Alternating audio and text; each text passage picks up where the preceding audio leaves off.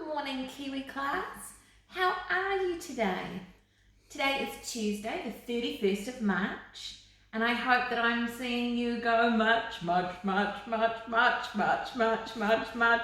all around the house as I say that.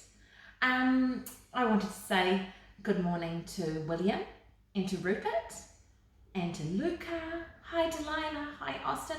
It's nice to see you're watching me this morning. That's lovely. And I don't know if you can see somebody else sitting here, but this is our Mr. Milo. And I talk a lot about Milo at school, and he's not exactly the world's friendliest cat, but we love him very, very much. And he's loving this cuddle. Do you know that Milo is a very old boy now? He is 16 years old. We actually think he might be a little bit older, but the vet's not quite sure. But he's 16 definitely. And do you know what? My Emily, she's only 12. So Milo's much older than her. He's her big brother. So the reason that I've got Milo today is because so many of you have wanted to see Milo, because you've shown lots of interest in Milo, and I can feel him, he's enjoying this nice pet. Milo's also going to help us with some of our learning today, because I've emailed your families an email with some bits and pieces that I thought you might like to try out for school today.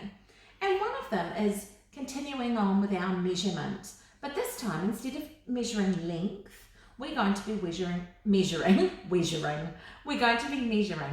weight. Another word for weight that you can sometimes hear is mass.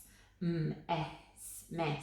Now weight really relates to how heavy or how light something is.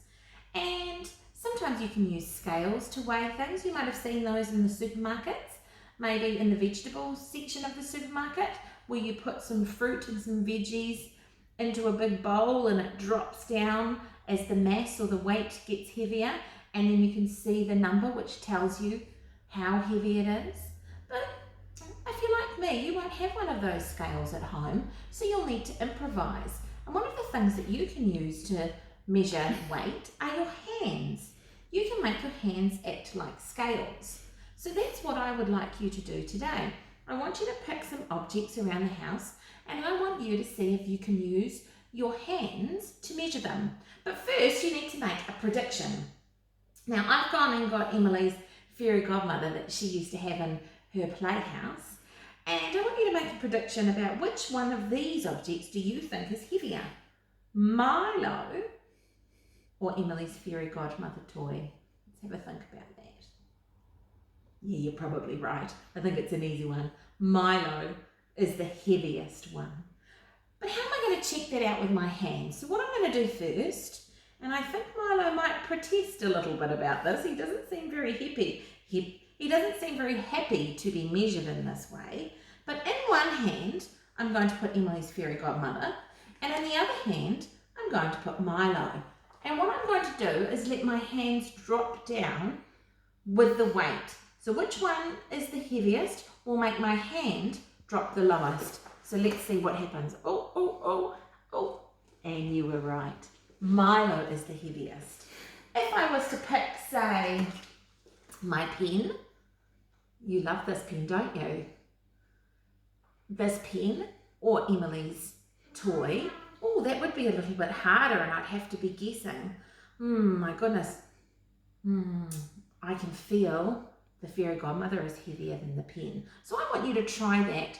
Try practicing that with your hands, and maybe you could draw a picture of the things that you've measured, the weights that you've measured, and tell me which one is the heaviest. So that's going to be one of your tasks for today. The other thing that I wanted to do before we do anything else is I've been hearing lots of your wonderful stories about how you've been going on bear hunts, and you've been counting for me the number of teddies that you've seen while you've been out and about on your bear hunt. So I thought that you could come with me and Emily, who's filming this for me. She's going to walk with us, and we're going to head outside and see if we can see the teddy bears that we've got in our house. Now, we've changed our teddy bears from when I showed you them the other day, so I thought you might like to come and have a look. So come on everybody, let's go. We're going to head on outside. You might, as we walk down here, see Mr. McLeish in the distance. He's watching TV. He might even wave to you. There he is. And now we're going to head out the front door. This is the way we came the other day. And out into our driveway. Now the first tennies that you're going to see, you won't believe this, but we came out and Mickey Mouse was riding a horse. My goodness. Can you see Mickey Mouse riding a horse there? That horse was given to Emily by her papa when she was just born, and that Mickey Mouse is my favourite. So come this way, and in here we have got a gigantic Mickey Mouse. Can you see that there, children? Now that Mickey Mouse was given to me, oh, I want to say that it was a long time ago, but it wasn't. It was when I was not quite, almost 30 years old, and my brother gave that to me. And then the other one that we've got around the corner, remember there was one around by my garage? Well, this one's here saying hello. Let's go and have a look.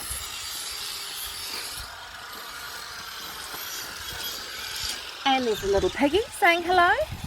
And then there's the polar bear saying hello. Now this little piggy, he looks like the Piggy Piggles that Hunter used to bring into school. I think it's from Minecraft.